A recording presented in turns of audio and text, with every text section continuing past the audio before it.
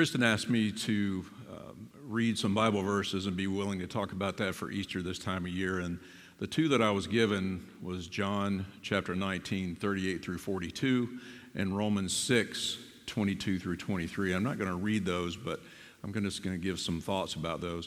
When I read John chapter 19, the first thing that came to my mind was that's a very long chapter. And although I was very familiar with the story and knew the story as most people would be, I would say even non-Christians are familiar with that story. I never really paid a whole lot of attention to the end, and that is where Joseph of Arimathea and Nicodemus go to the tomb, or actually go to Pilate and ask for Jesus' body so that they can put it in the tomb. And the story behind these two guys is fascinating when you read into it. They were both members of the Sanhedrin, which is not just the Pharisees or the Sadducees, but it was the Supreme Court of them, more or less. And earlier in John chapter 3 and John chapter 7, Jesus had interaction with Nicodemus.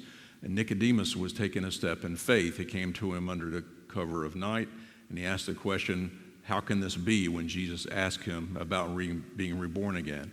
And in chapter 7, he sort of loosely defended Jesus when he was under attack. And then here in chapter 19, we see him all the way to be willing to risk the ire of Pilate and others and all his brethren to go help with the entombment of Christ.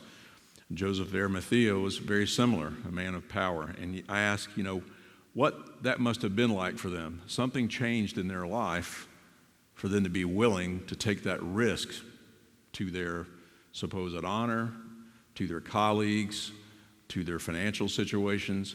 Something changed in their life, and I just find that fascinating. It made me think they must have felt like they had their muzzle taken off, like we were looking forward to, without having to speak behind this kind of thing.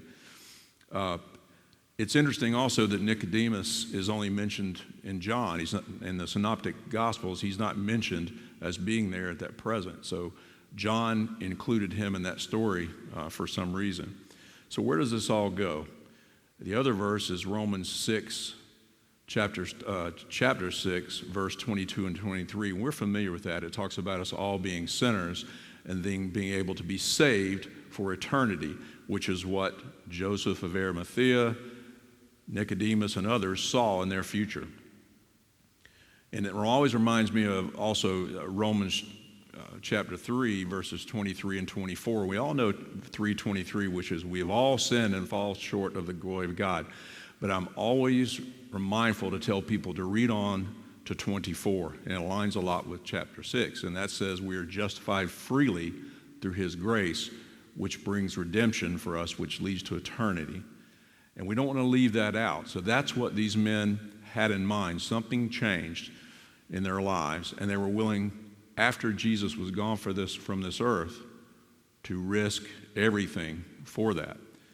And I question sometimes whether I'm willing and able to do that. I'd like to think that I am, but in this Easter season, I want to make sure that I keep that close to my heart and in my mind. So I want to thank Kristen and the other members of the Education Committee for asking me to do this. Happy Easter.